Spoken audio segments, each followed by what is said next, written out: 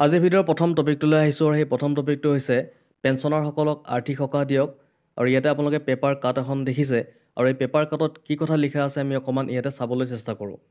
পেঞ্চনাৰক আৰ্থিক সকাহ দিয়ক।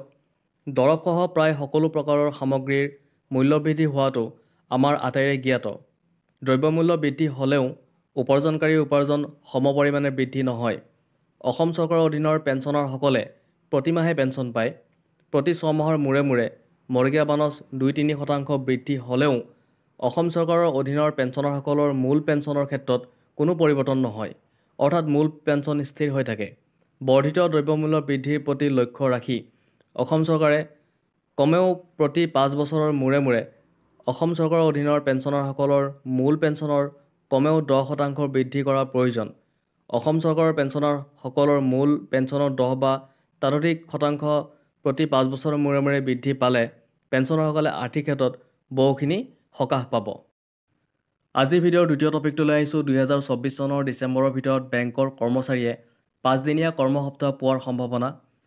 বেংক কৰ্মচাৰীৰ বাবে 5-দিনীয়া কৰ্মসপ্তাহ এই সন্দৰ্ভত ইতিমধ্যে ভাৰতীয় বেংক সংস্থা আৰু কৰ্মচাৰী সংঘৰ মাজত চুক্তি স্বাক্ষৰিত হৈছে।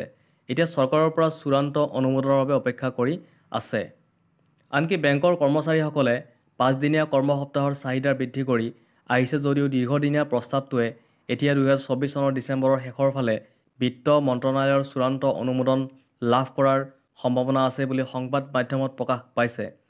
ইয়াৰ ফলত বৰ্তমান সকলো দেওবাৰ আৰু দ্বিতীয় আৰু চতুৰ্থ শনিবাৰৰ পৰিৱৰ্তে সকলো শনিবাৰ আৰু দেওবাৰ বেংকৰ শাখা বন্ধ থকাৰ সম্ভাৱনা থাকিব।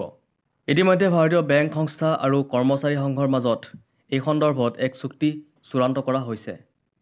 আজিৰ ভিডিঅ'ৰ তৃতীয় টপিকটো হৈছে মুখ্যমন্ত্ৰী ডাঙৰীয়াই চৰকাৰী কৰ্মচাৰী আৰু বিষয়াসকলক তেওঁলোক স্পষ্ট নিৰ্দেশনা দিছে। আপোনালোকে পেপাৰ কাৰ্ডখন ইয়াতে দেখিছে।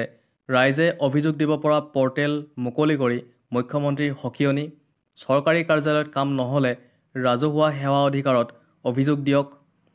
100ৰ পৰা 10,000 টকা পৰ্যন্ত জৰিমনা ভৰিব লাগিব। বিষয়া কৰ্মচাৰীয়ে মুখ্য সচিব পৰ্যন্ত বিহা হ'ব জৰিমনা। ৰাজহুৱা সেৱা অধিকাৰ আয়োগৰ উদ্যোগত 4টাকৈ বিভাগৰ বিশেষ অনুষ্ঠান।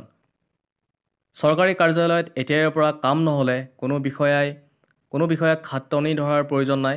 যদি সময়মতে কাম নহয় তেন্তে ৰাজহুৱা সেৱা অধিকাৰ আয়োগত দিব পাৰিব অভিযোগ। আজি এই কথা স্পষ্ট কৰিলে মুখ্যমন্ত্ৰী ডক্টৰ হিমন্ত বিশ্ব শৰ্মাই।